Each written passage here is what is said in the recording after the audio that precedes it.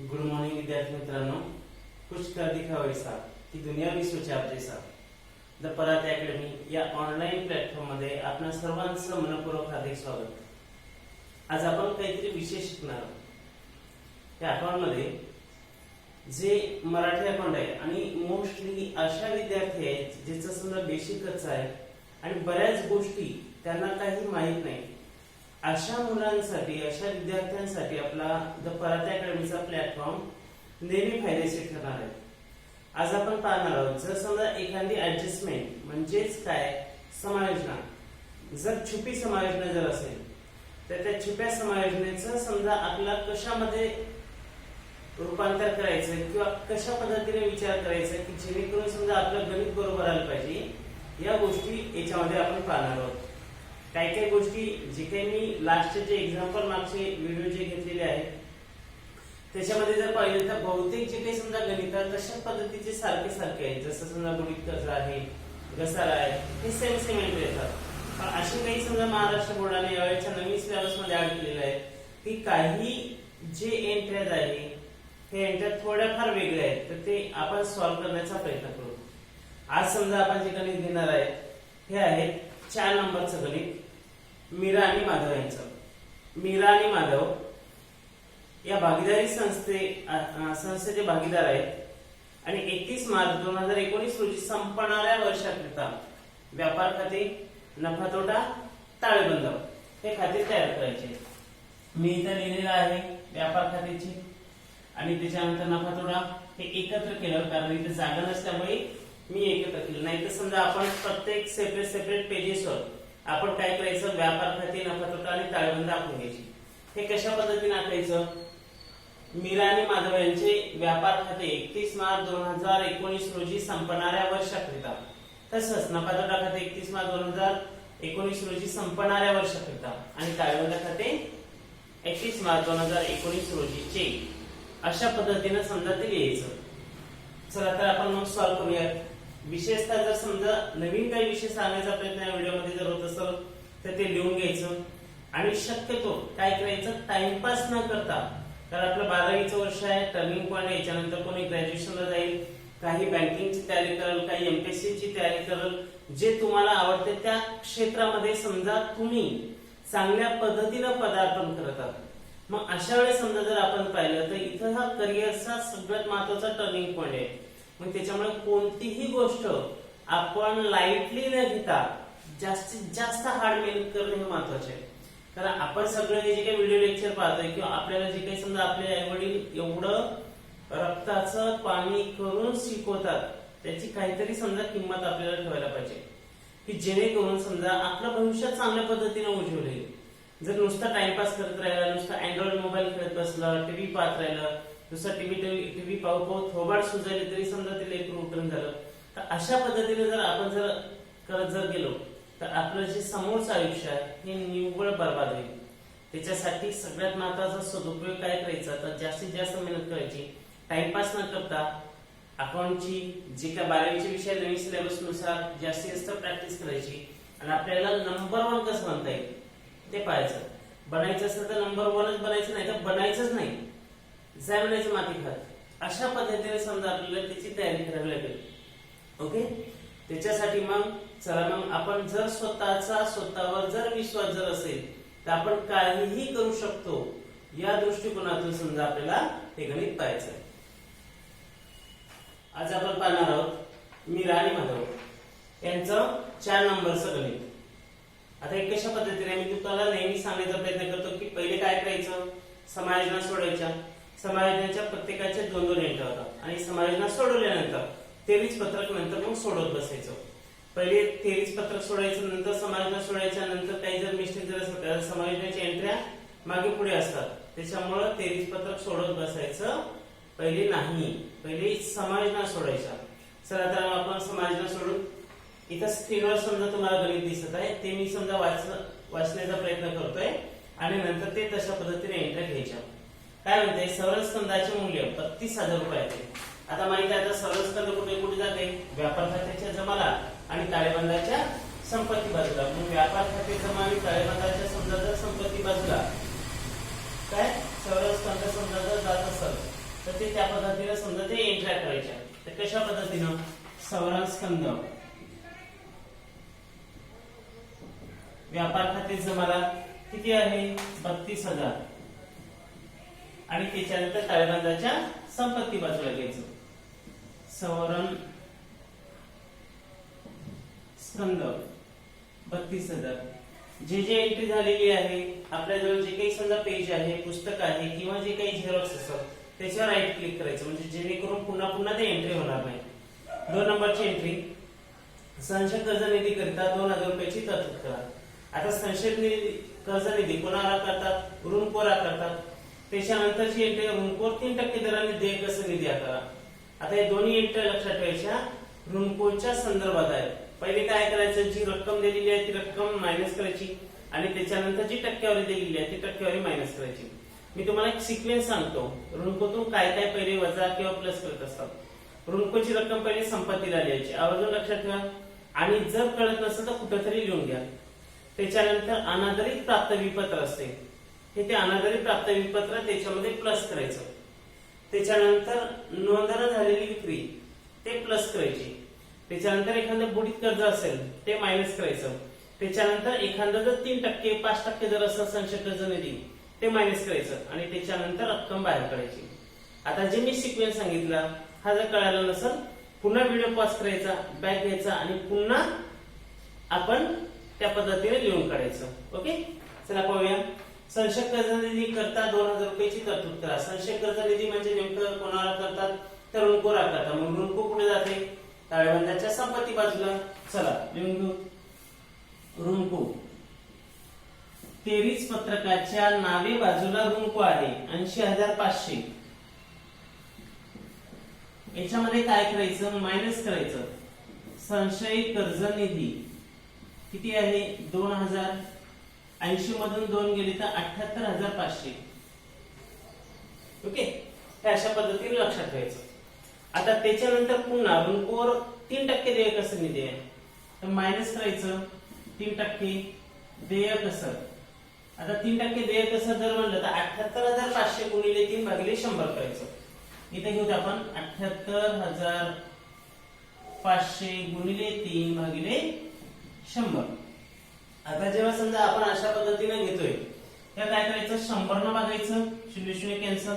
3 5 15 5 1 3 8 24 1 25 25 5 2 3 7 21 22 23 2355 रुपये. तर 2355 रुपये काय आलं हे 3% आलं देय कर्ज निधी. हे 2355 मायनस करायचे आणि मायनस करून काय करायचं रक्कम बाहेर काढायची. 10 तून 5 गेले 5 9 तून 5 गेले 4 4 तून 3 गेले 1 8 तून 2 गेले 6 आणि 7. अशा पद्धतीने हे ऋणकोची रक्कम जी आहे ऋणको मधून काय करायचं संचय कर्ज निधी आणि देय कर्ज निधी हे मायनस करायचे. आता काय करायचं संचय कर्ज निधी आणि देय कर्ज निधी दोन्ही एंट्र्या कुठे जायला पाहिजे नफा तोटा नावेला. तर नफा तोटा नावेला घ्यायचं. पहिले घेऊ संचयित कर्ज निधी हे रक्कम 2,000 आहे हे 2,000 घेऊत आपण पहिली. ओके कारण ते कसं थोडं वेगळं आहे संचय कर्ज निधी थोडं वेगळं आहे त्याच्यामुळं. आणि आता काय करायचं जेच्या नावे बाजूला जर एखादा बुडीत कर्ज असेल तर ते प्लस करायचं. तर बुडीत कर्ज आहे का पहिले पाहून घ्यायचं. तर इथं बुडीत कर्ज नाही. बुडीत कर्ज नाही. जमा बाजूला काही बुडीत कर्ज आहे का नाही. जमा बाजूला सुद्धा बुडीत कर्ज नाही. मग ही रक्कम काय करायची 2,000 डायरेक्ट बाहेर घ्यायची आणि त्याच्यानंतर 3% काय देय कसर. मग 3% सुद्धा देय कसर किती आलेली आहे 2355. 2355 सुद्धा काय करायचं मग बाहेर घ्यायचं. अशा पद्धतीनं नफा तोटा नावेमध्ये संचय कर्ज निधी काय करायचं आहे आणायचं आहे. ओके कळलं. आता त्याच्यानंतर आहे 31 मार्च 2019 रोजी पट्टेभूत परिसराचे मूल्यांकन 1 लाख होते. आता आपल्याला राशीमध्ये 1,31,000 रुपयाची शिल्लक दाखवायची आहे. पट्टेभूत संपत्ती किती आहे 1,10,000.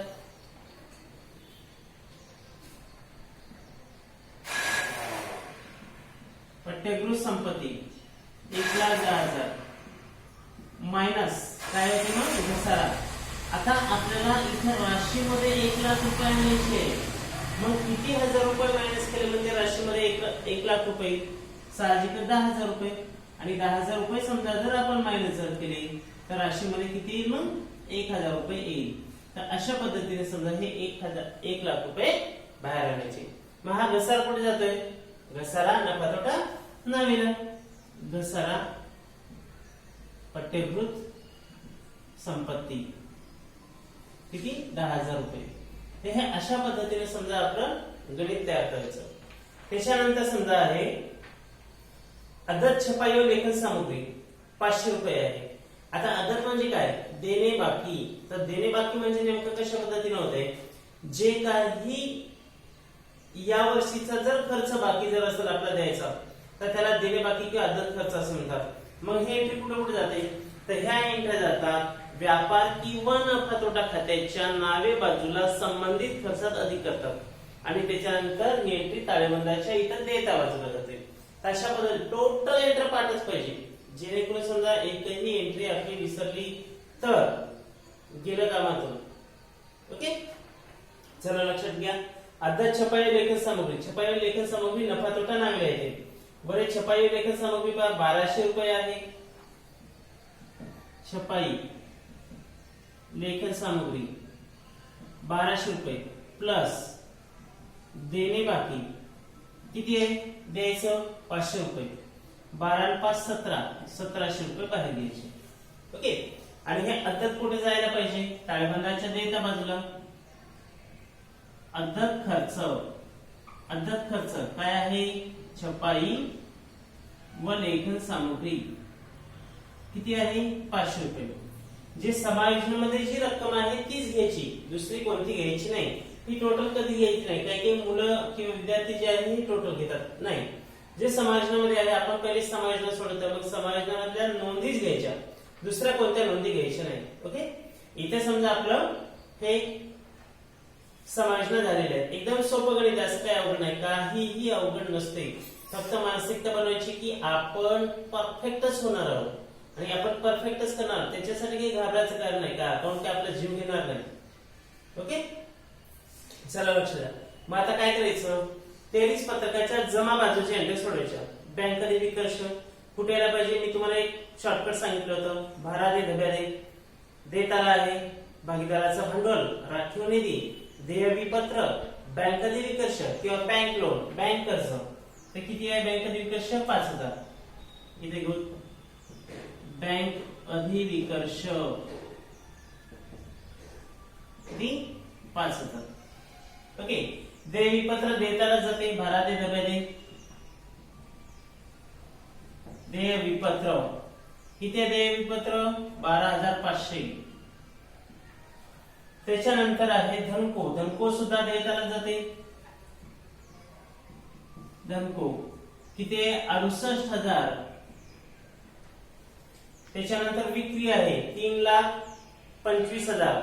विक्रीचं सुद्धा मी शॉर्टकट सांगितलं होतं. विभावनडो, विक्री वजा विक्री परत, व्यापार खात्याची जमा बाजूची जमाला लिहितात. विक्री, विक्री पाकिट आहे 3,25,000 आहे. आता विक्री जेव्हा समजा आपण लिहितो तेव्हा नावे बाजूला 23 पत्रकाच्या विक्री परत आहे का पाहायचा. हे जर शब्द जर नसेल, एखादा प्रत्यय हा शब्द पाहायचा, ते जर नसेल तर परत हा शब्द पाहायचा. या तिन्हीपैकी एक सापडतेच. नसा सापडला तर घाबरायचं काही कारण नाही, कारण एक्झाम मध्ये नसतातच किंवा त्या प्रॉब्लेम मध्ये नसतात, म्हणजे उदाहरणामध्ये ते शब्दच नसतात. मग सरळ सरळ विक्री डायरेक्ट बाहेर काढायची. आता इथे परत आहे पण नावेला 1,000 रुपये.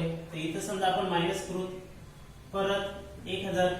3,25,000 मधून जर 1,000 गेले तर 3,24,000 रुपये काय करायचं? बाहेर घ्यायचे.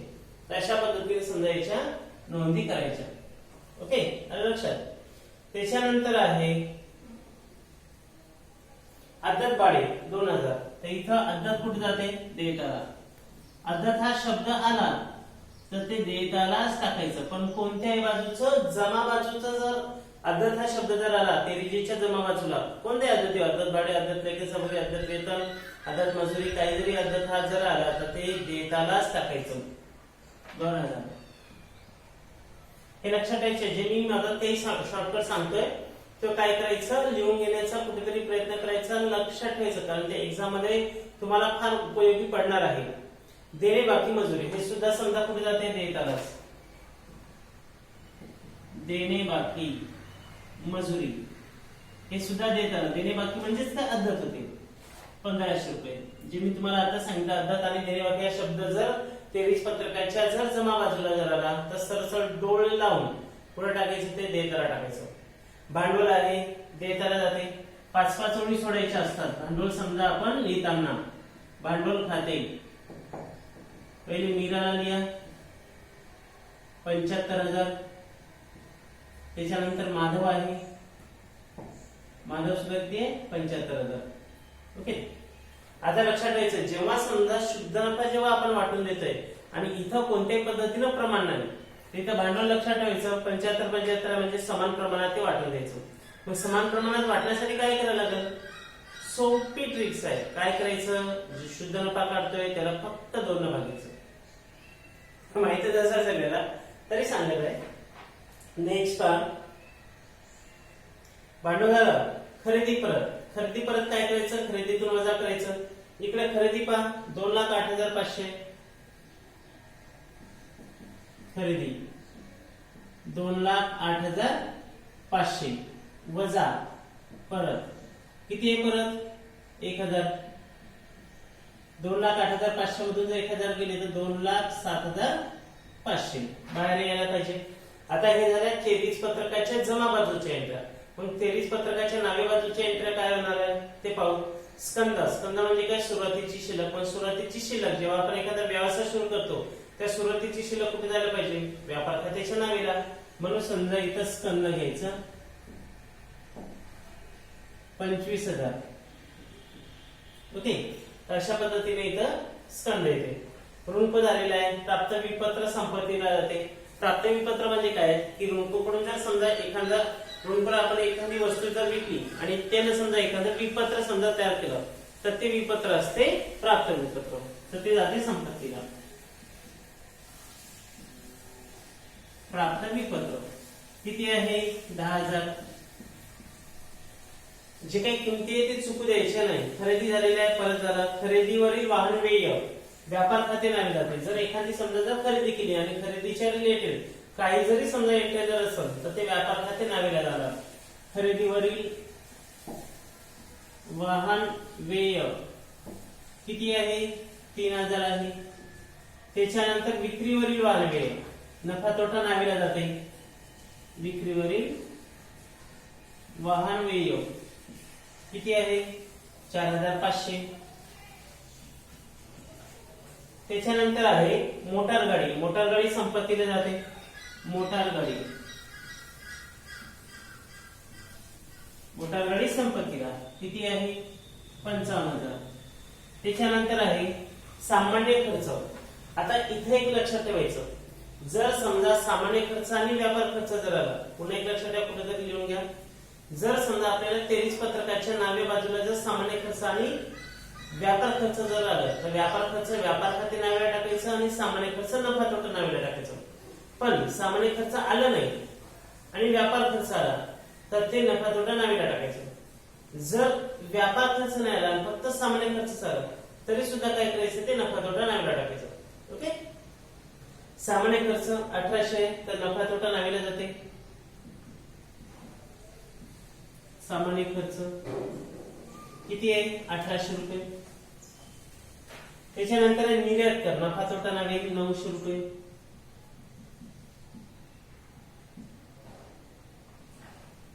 त्याच्यानंतर जाहिरात.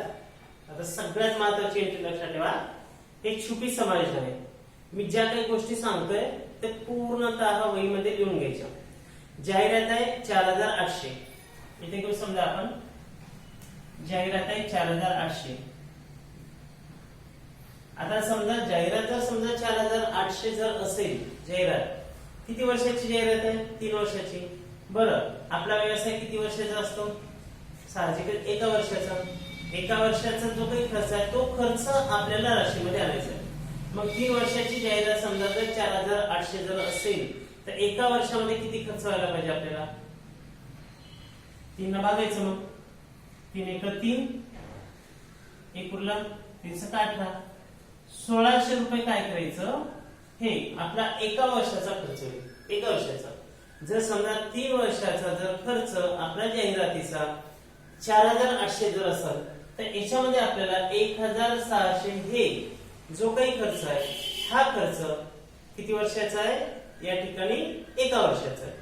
तर आपण जाहिरात किती मध्ये दिलेली आहे 1/10/2018 पासून. आता 1/10/2018 म्हणजे किती दिलेली आहे 6 महिन्याची. तर आपला व्यवसाय 12 महिन्याचा असतो. मग 6 महिन्याची जर जाहिरात दिली 1 वर्षाची जाहिरात जर 1600 जर असेल तर 6 महिन्याची किती असला पाहिजे याच्या निम्मे 800 रुपये. मग 800 रुपये आपल्याला खर्च दाखवायचा आहे. तर आपण 10व्या महिन्यापासून ऑक्टोबर महिन्यापासून समजा जाहिरात आपण पेड केलेली आहे म्हणजे दिलेली आहे. मग 800 रुपये आपल्याला जर जाहिरात समजा जर द्यायची जर असेल 800 रुपये राशीमध्ये घ्यायची. मग काय करायचं जाहिरात 4800 वजा त्याला म्हणतात पूर्वदत्त जाहिरात 4000 आणि 800 रुपये राशीमध्ये घ्यायची. आता काय करायचं ही जी जाहिरात आहे पूर्वदत्त जाहिरात ही पूर्वदत्त जाहिरात कुठे टाकायची आहे संपत्तीला. पूर्वदत्त जाहिरात किती आली मग पूर्वदत्त जाहिरात 4000 रुपये पूर्वदत्त जाहिरात आली. कारण समजा आपल्याला फक्त राशीमधली किंमत लक्षात ठेवा.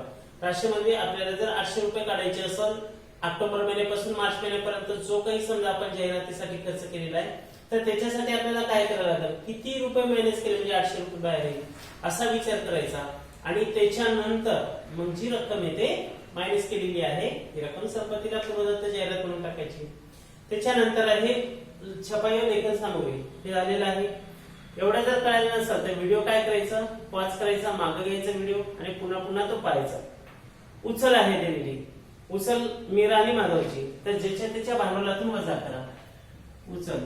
तर उचल मीराची समजा जी उचल आहे 3500 इथं आपण 3500 मायनस करू 75000 0 0 10 5 गेले 5 4 3 गेले 1 आणि 7. पुन्हा उचल माधव मधून मायनस करायची. उचल समजा आपण जर काढली माधवची आहे 2000 75000 2000 जर गेली तर इथे येते 73000. ओके अशा पद्धतीने समजा आपण उचल ज्याच्या त्याच्या भांडवलातून मायनस करूया. उचल ही 2 प्रकारची एक समायोजनामध्ये येते आणि इथे एक उचल येते. इथली जी उचल असते ती जुनी असते आणि समायोजनामधली जी उचल असते ती नवीन असते. ओके पट्टेकृत परिषदाला बँकेतील रोख आणि उपस्कर हे दोन्ही कुठे टाकायचे इथे संपत्तीला. बँक रोख आहे 45000 आणि त्याच्यानंतर पुन्हा उपस्कर आहे 8300. तर हे अशा पद्धतीने समजा आपलं इथं जे काही संपूर्ण जे एंट्री आहे ते एंट्री इथं झालेले आहे.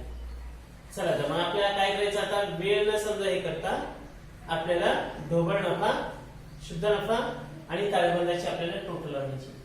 एवढं लक्षात ठेवायचं टाइमपास न करता जेवढं आपल्याला होईल तेवढ्या पद्धतीने तयारी करायची आणि आपल्याला नंबर 1 कशा पद्धतीने बनता येईल अशा पद्धतीने समजा काय करायचं तयारी करायची.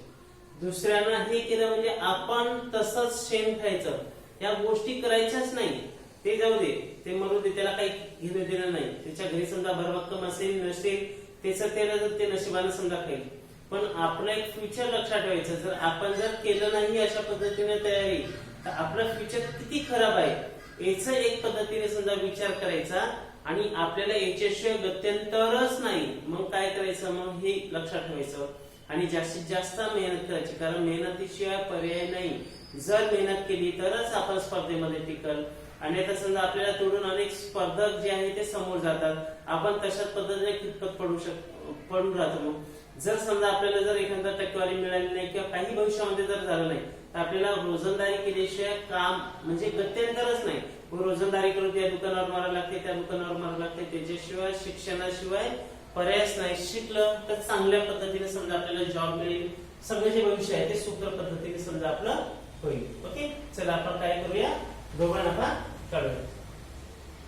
व्यापार खात्याची जमाची टोटल करा. मी इथे घेतो जमाची टोटल 3,24,000 याच्यामध्ये प्लस करा 32,000 0 0 0 4 2 6 3 2 5 आणि 3,56,000 3,56,000 समजा इथे घेऊ आपण. हे काय आलेली आहे व्यापार खात्याची जमा बाजूची टोटल आली. नावे बाजूची समजा आपण टोटल पाहू 0 पुन्हा 0 5 7 7 आणि 5 12 ओके 12 आणि 3 15 15 शी 5 चला 1 2 आणि 1 3 3 3 येते आणि इथं 2,35,500 आता 2,35,500 आलं आणि इथं किती आलं 3,56,000 मग जमाची टोटल जास्त आहे आणि नावेची टोटल कमी आहे मग जमाच्या टोटल मधून नावेची टोटल काय करायची वजा करायची 3,56,000 मग 3,56,000 जर मायनस जर केले तर 0 0 10तून 5 गेले 5 एकूण हे घेतला म्हणजे 5तून 5 गेले 0 त्याच्यानंतर 5तून 3 गेले 2 आणि 1,20,500 हे काय आला आपला ढोबळ नफा आला 1,20,500 हा ढोबळ नफा आला तर ढोबळ नफा कुठे लिहितात व्यापार खात्याच्या नावे बाजूला ढोबळ नफा ओके 1,20,500 आणि टोटल घ्यायची 3,56,000 तर अशा पद्धतीने समजा जे टोटल आहे ते टोटल करून आपलं अकाउंट व्यापार खात्याचं क्लोज करायचं आता दुसरी एंट्री समजा कुठे जाणार हे ढोबळ नफ्याची हे जाते नफा तोटा नावेला ढोबळ नफा 1,20,500 ओके चला मग आता काय करूया आपण शुद्ध नफा काढायचा आहे तर शुद्ध नफा काढण्यासाठी या शुद्ध तोटा जे काही समजा निघेल ते काढण्यासाठी आपल्याला काय करावं लागेल दोन्ही बाजूची टोटल करावं लागेल इकडे तर टोटल ऑलरेडी आलेली आहे नफा तोटाचे जमाची आता आपल्याला नफा तोटाच्या नावेची समजा काय करायचं टोटल करायचे तर आपण नावेची टोटल करू 5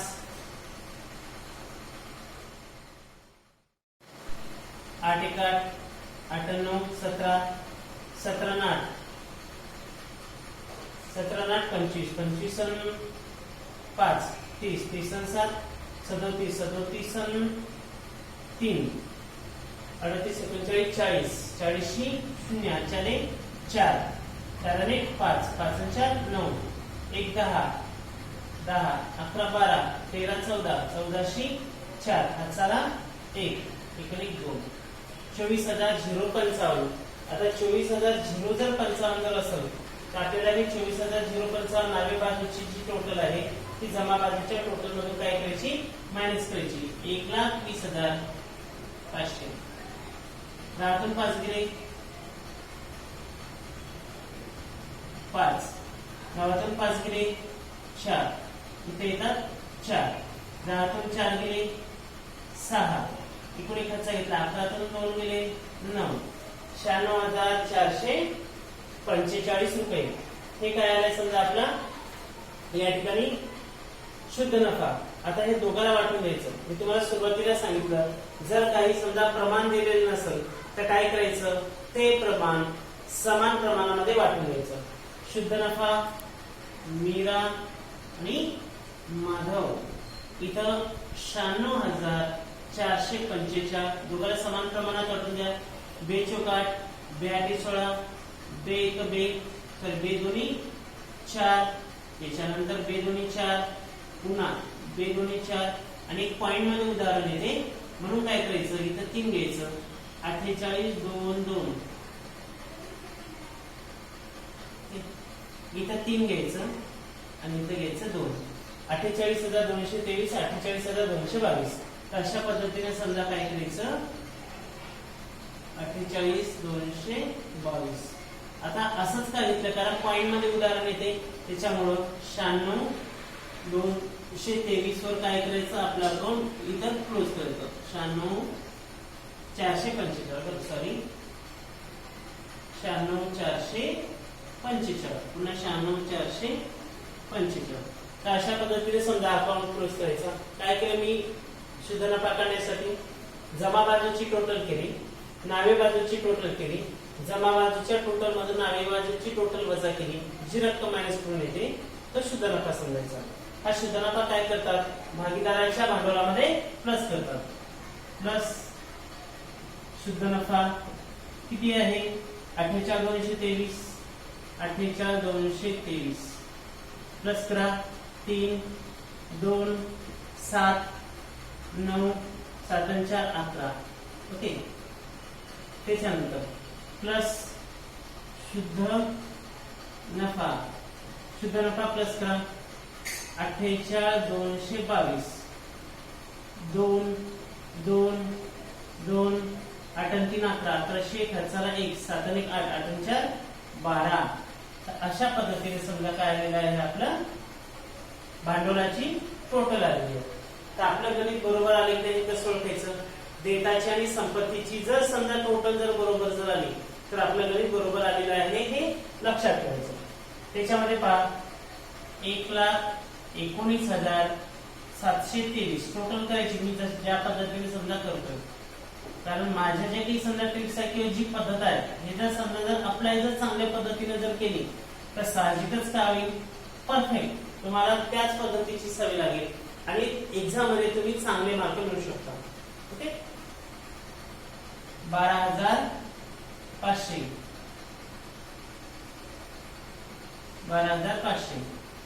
त्याच्यानंतर 68,000 त्याच्यानंतर आहे 2,000 त्याच्यानंतर आहे 1,500.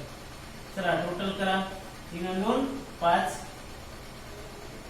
2 आणि 2 4 5 आणि 5 10 15 16 17 17 आणि 7 24 24 4 4 2 3 4 5 5 8 13 14 15 15 5 20 20 10 30 30 0 4 3 6 3 9 10 10 5 6 3 9 10 11 12 13 13 3 चला 1 आणि 3 3,30,445.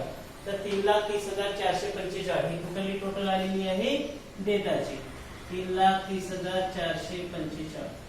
आपल्याला माहित नाही काय आहे काय नाही. या ठिकाणी समजा आपण जमाची सुद्धा काय करतो आपण टोटल करू. आता जमाची टोटल समजा जर करायची असेल तर त्याच्या सुद्धा आपल्याला किती लिहायला लागेल? 45,000 8,300. फास्ट टोटल करण्याचा प्रयत्न करायचा. 76,145 32,000 1,00,000 10,000 55,000 आणि नंतर आहे 4,000.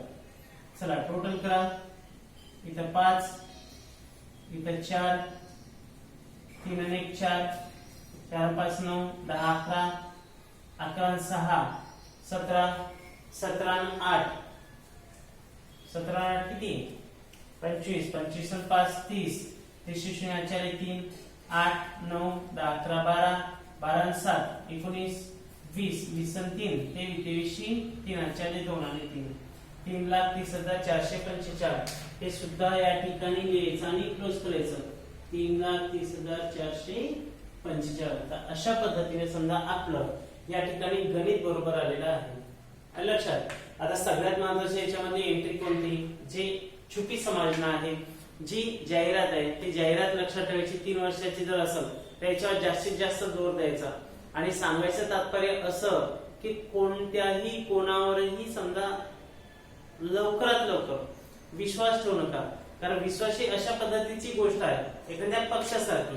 कारण समजा पक्षाला समजा एखादं जर पकडलं तर जास्त जोरात सुद्धा दाबता येत नाही आणि सोडता सुद्धा येत नाही.